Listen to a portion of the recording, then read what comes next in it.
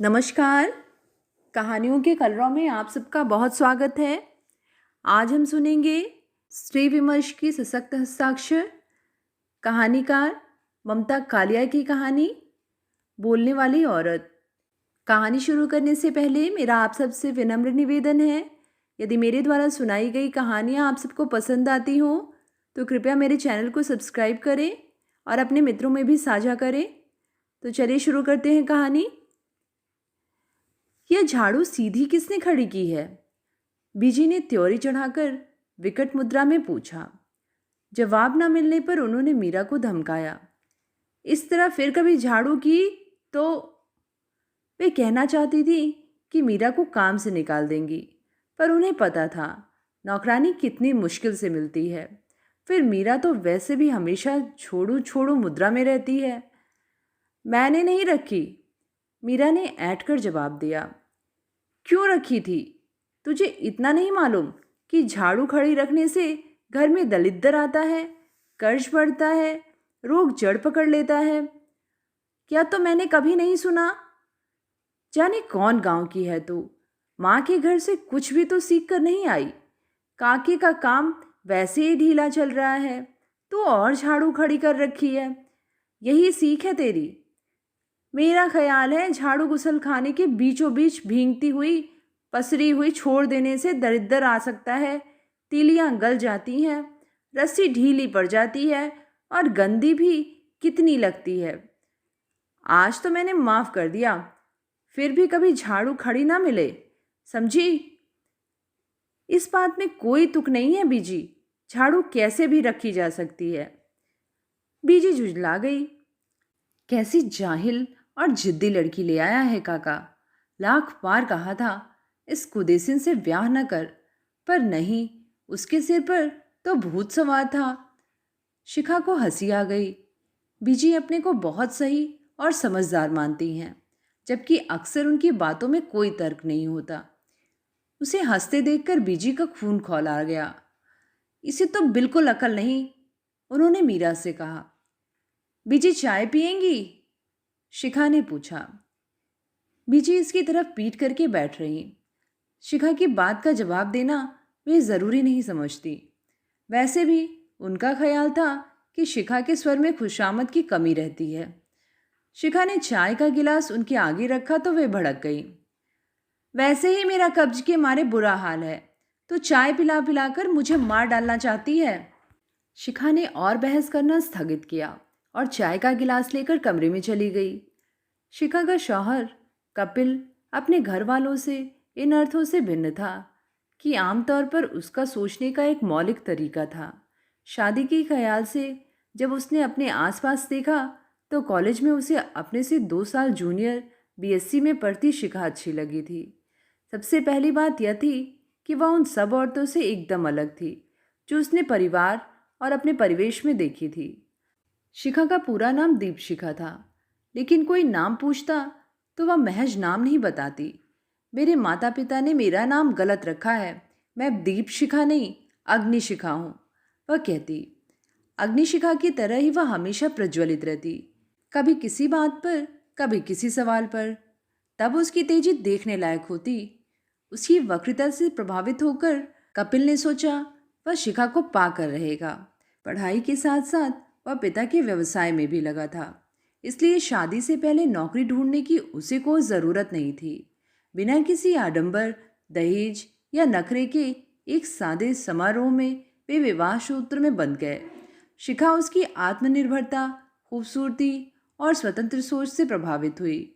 तब उसे यह नहीं पता था कि प्रेम और विवाह 2 अलग-अलग संसार हैं। एक में भावना और दूसरे में व्यवहार की ज़रूरत होती है। दुनिया भर में विवाहित औरतों का केवल एक स्वरूप होता है, उन्हें सहमति प्रधान जीवन जीना होता है। अपने घर की कारा में वे कैद रहती हैं। हर एक की दिनचर्या में अपनी अपनी तरह का समरसता रहती है। हर एक के चेहरे पर अपनी अपनी तरह की ऊब। हर घर का एक ढर्रा है जिसमें आपको फिट होना है। कुछ औरतें इस ऊब पर श्रृंगार का मुलम्मा चढ़ा लेती हैं, पर उनके श्रृंगार में भी एक रास्ता होती है। शिखा अंदाज लगाती है सामने वाले घर की नीता ने आज कौन सी साड़ी पहनी होगी और प्रायः उसका अंदाज ठीक निकलता है। यही हाल लिपस्टिक के रंग और बालों के स्टाइल का था। दुख की बात यही थी कि अधिकांश औरतों को इस ऊब और कैद की कोई चेतना नहीं थी। वे रोज सुबह 9:30 बजे सासों, नौकरों, नौकरानियों, बच्चों, माली और कुत्तों के साथ घरों में छोड़ दी जाती, अपना दिन तमाम करने के लिए। वहीं लंच पर पति का इंतज़ार, टीवी पर बेमतलब कार्यक्रमों को देखना और घर भर के नाश्ते, खाने, नखरों की नोक पलक संवारना, महिला पत्रिकाओं के पन्ने पलटना, दोपहर को सोना, सजे हुए घर को कुछ और सजाना, सास की जी हुजूरी करना और अंत में रात को एक जड़ नींद में लुढ़क जाना। कपिल के घर आते ही बीजी ने उसके सामने शिकायत दर्ज की। तेरी बीबी तो अपने को बड़ी चतुर समझती है, अपने आगे किसी की चलने नहीं देती, खड़ी खड़ी जवाब टिकाती है। कपिल को गुस्सा आया। शिखा को एक अच्छी पत्नी की तरह चुप रहना चाहिए, खास तौर पर माँ के आगे। इसने घर को कॉलेज का डिबेटिंग मंच समझ रखा है और माँ को प्रतिपक्ष का वक्ता। उसने कहा, मैं उसे समझा दूंगा, आगे से बहस नहीं करेगी। उल्टी खोपड़ी की है बिल्कुल, वह समझ ही नहीं सकती। माँ ने मुंह बिचकाया। रात उसने कमरे में शिखा से कहा, तुम माँ से क्यों उलझती रहती हो दिन भर? इस बात का विलोम भी उतना ही सच है। हम विलोम अनुलोम में बात नहीं कर रहे हैं। एक संबंध है जिसकी इज्जत तुम्हें करनी होगी। गलत बातों की भी? माँ की कोई बात गलत नहीं होती। कोई भी इंसान परफेक्ट नहीं हो सकता। कपिल तैश में आ गया। तुमने माँ को इम्परफेक्ट कहा। तुम्हें शर्म आनी चाहिए। तुम हमेशा ज्यादा बोल जाती हो और गलत भी। तुम मेरी आवाज बंद करना चाहते हो?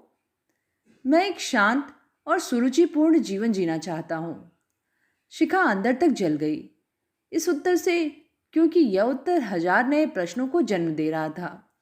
उसने प्रश्नों को होठों के क्लिप से दबाया और सोचा, अब वह बिल्कुल नहीं बोलेगी, यहाँ तक कि ये सब उसकी आवाज को तरस जाएंगे। लेकिन यह निश्चय उससे निभ न पाता। बहुत जल्द कोई न कोई ऐसा प्रसंग उपस्थित हो जाता कि ज्वालामुखी की तरह फट पड़ती और एक बार फिर बदतमीज और बदजुबान कहलाई जाती।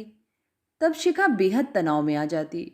उसे लगता, घर में जैसे टॉयलेट होता है, ऐसे ही एक टॉकलेट भी होनी चाहिए, जहाँ खड़े होकर वह अपना गुबार निकाल ले, जंजीर खींचकर बातें बहा दे और एक सभ्य शांत मुद्रा से बाहर आ जाए। उसे यह भी बड़ा अजीब लगता कि वह लगातार ऐसे लोगों से मुखातिब है जिन्हें उसके इस भारी भरकम शब्दकोश की जरूरत ही नहीं है। घर को सुचारू रूप से चलाने के लिए सिर्फ 2 शब्दों की दरकार थी, जी और हाँ जी। कल छोले बनेंगे? जी छोले बनेंगे। पाजामों के नाड़े बदले जाने चाहिए? हाँ जी, पाजामों के नाड़े बदले जाने चाहिए। उसने अपने जैसी कई स्त्रियों से बात करके देखा। सब में अपने घर बार के लिए बेहद संतोष और गर्व था। हमारे तो ये ऐसे हैं, हमारे तो ये वैसे हैं, जैसा कोई हो ही नहीं सकता। हमारे बच्चे तो बिल्कुल लौ कुश की जोड़ी है। हमारा बेटा तो पढ़ने में इतना तेज है कि पूछो ही मत। शिखा को लगता उसी में शायद कोई कमी है, जो वह इस तरह संतोष में लबालब भरकर मेरा परिवार महान के राग नहीं अलाप सकती। रातों को बिस्तर में पड़े पड़े वह देर तक सोती नहीं, सोचती रहती। उसकी नियति क्या है, न जाने कब कैसे एक फुल टाइम गृहिणी बनती गई, जबकि उसने जिंदगी की एक बिल्कुल अलग तस्वीर देखी थी। कितना अजीब होता है कि 2 लोग बिल्कुल अनोखे, अकेले अंदाज में इसलिए नजदीक आए कि वे एक दूसरे की मौलिकता की कद्र करते हों, महज इसलिए टकराएं क्योंकि अब उन्हें मौलिकता बर्दाश्त नहीं।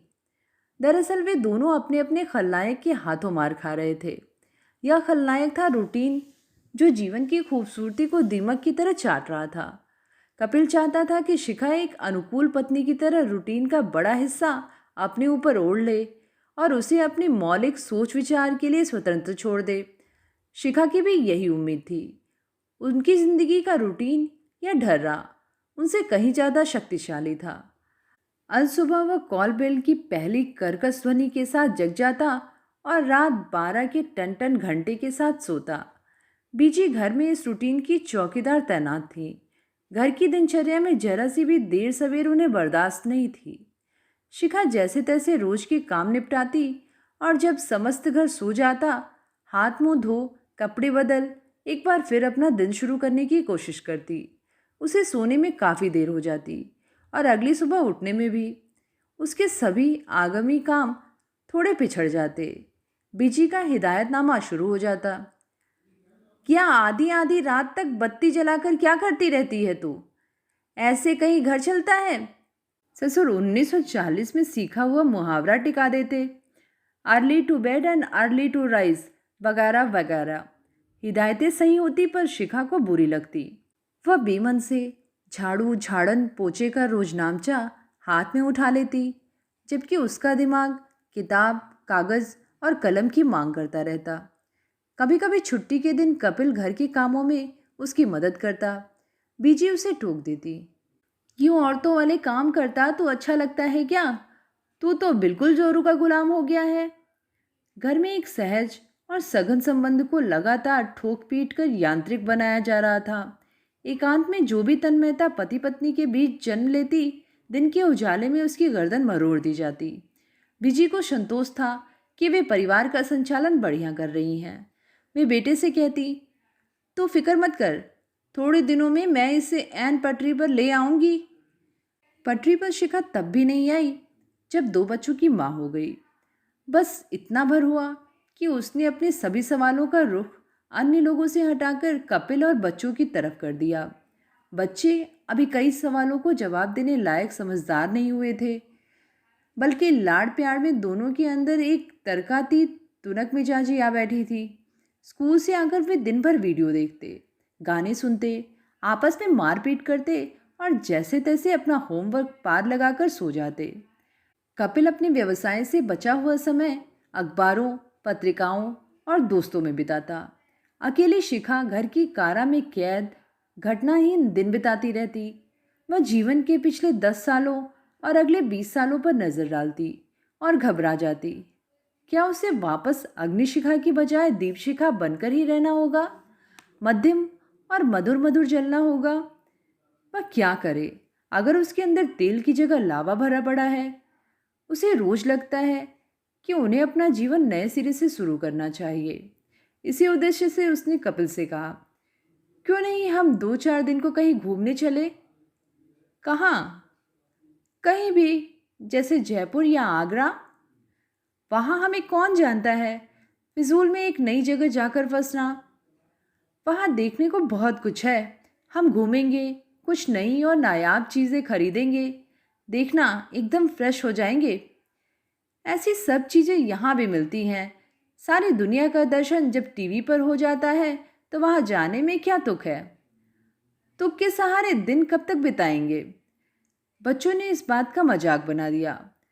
कल को तुम कहोगी अंडमान चलो घूमने, इसका मतलब अब हम कहीं नहीं जाएंगे, यहीं पड़े पड़े एक दिन दरख्त बन जाएंगे।